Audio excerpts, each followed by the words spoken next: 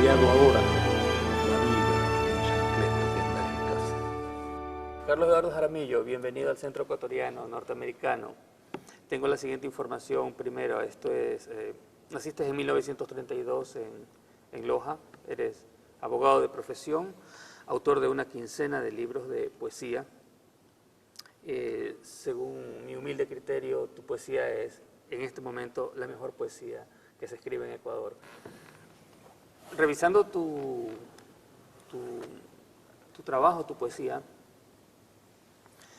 digo revisando porque la he leído ya, encontré un poema que me parece apropiado para ti, para este momento. Se llama Datos para una interview que no se realizó, y esto lo escribiste, aparece en Canciones levemente sadomasoquistas. Dice: amo la disonancia en la música y en la vida, y para mí la luna sigue siendo hermosa y mágica.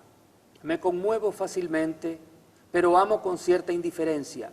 Creo que lo mejor de los cuerpos es el ritmo. Me acuso de no haberme acostado con todas las que amé, de desperdiciarme, de haberme guardado inútilmente. Me acuso de haber callado cuando debía hablar, de no arriesgarme por comodidad, aunque no tema la muerte. Me acuso de temer, en cambio, al ridículo y otras vanidades que no las digo porque soy así, aunque pudiera ser de otra manera. ¿Qué cambios tú ves en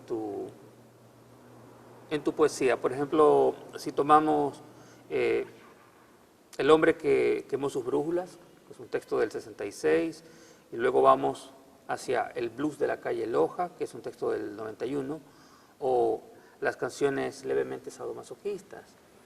¿Qué registro de cambio tú puedes ver o qué continuidad temática o de punto de vista tú encuentras en esas obras? Claro.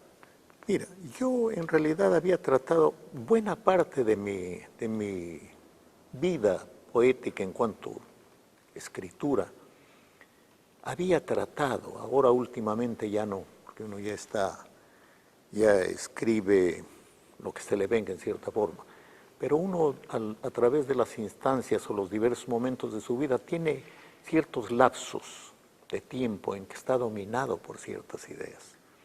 Como te decía, por ejemplo, la religiosidad profunda, es decir, la base de la relación con Dios,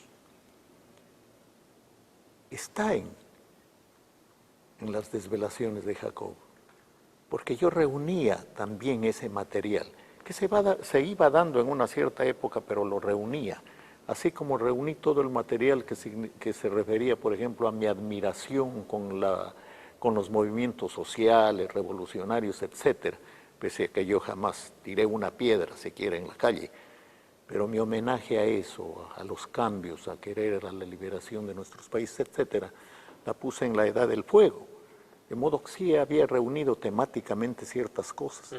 En otra ocasión quise hacer una especie de exaltación de la sensualidad, de la alegría de vivir a través de lo sensual, de la hermosura de la mujer principalmente y de la naturaleza, sobre todo de la mujer.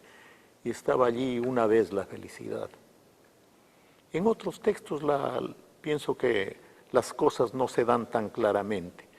En Blues de la calle Loja quise recuperar como una especie de gran fresco toda la época de mi juventud, de mi primera juventud, calcula tú después de la adolescencia, 20, 21, 23 años.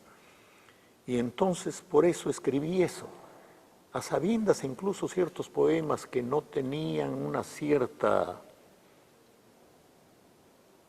profundización, una textura poética, pero eran partes de esa especie de fresco donde tenía que estar incluida mi familia, mis amigos, mi tiempo, mis ideas.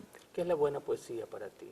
Has dicho, lees y te parece que es buena poesía, que son buenos poetas. ¿Qué es eso? ¿Cómo defines a un buen poeta o la buena poesía? Ahí sí me pones una pregunta difícil porque pienso que definir qué mismo. Para ti.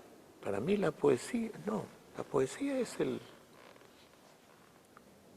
la poesía es la estética, el sentido estético, que puede estar en la forma de vivir, incluso con ciertas implicaciones morales. Hay una estética moral. Todo eso forma una unidad para mí. En cuanto a los registros de los poetas, ya te hablé hace un poco. Son muchos registros los que me gustan. Así como me gusta fundamentalmente el jazz, me gustan los ritmos tropicales, la salsa. Me gusta hasta un poco los pasillos viejos, solo los pasillos viejos, porque probablemente porque tenían hermosas letras de poetas, porque la poesía era buena. Pero hay mucha variedad. Yo no creo que hay muchas variantes para mi gusto poético, entonces no podría decir cuáles son. ¿No te acercas a un texto como lector buscando tal o tal? No busco, no realmente. ¿Qué es lo que tú consideras lo más alejado de tu poesía y de la poesía? Hay cierta poesía, te digo ya, estoy reflexionando un poco, cierta poesía demasiado hermética la rehuyo. Por ejemplo, cierta poesía que escribía Salinas, Lezama, de ese grupo Orígenes, cierta poesía de esa no sé, no le encontraba el elan que esté dentro de lo mío, cierta poesía muy hermética.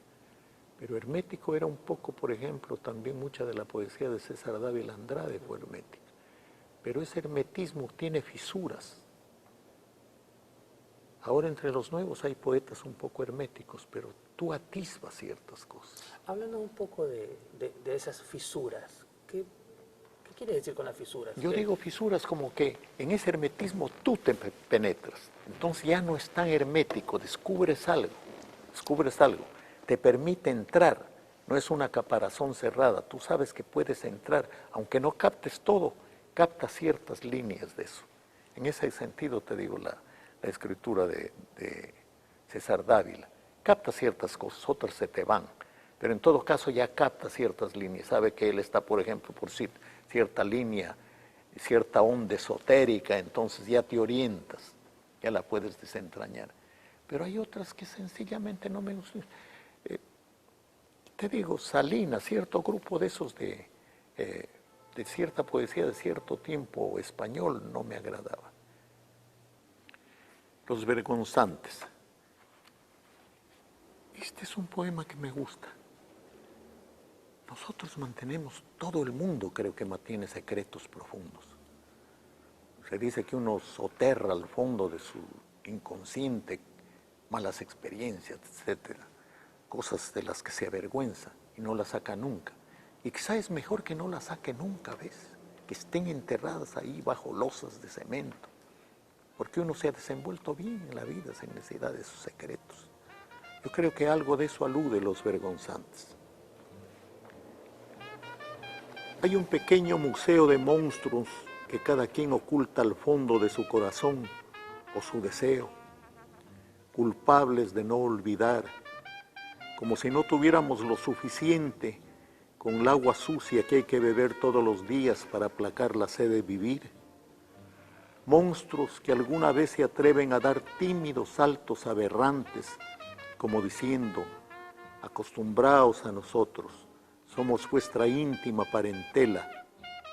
Hay un pequeño museo vivo y vergonzante que se tiene alguna vez que revisar para apaciguar el brillo de nuestra imagen sobre los espejos, para que nos alcance la gracia de la humildad de los manchados, negada al ángel, cuyo terrible castigo es no poder amar.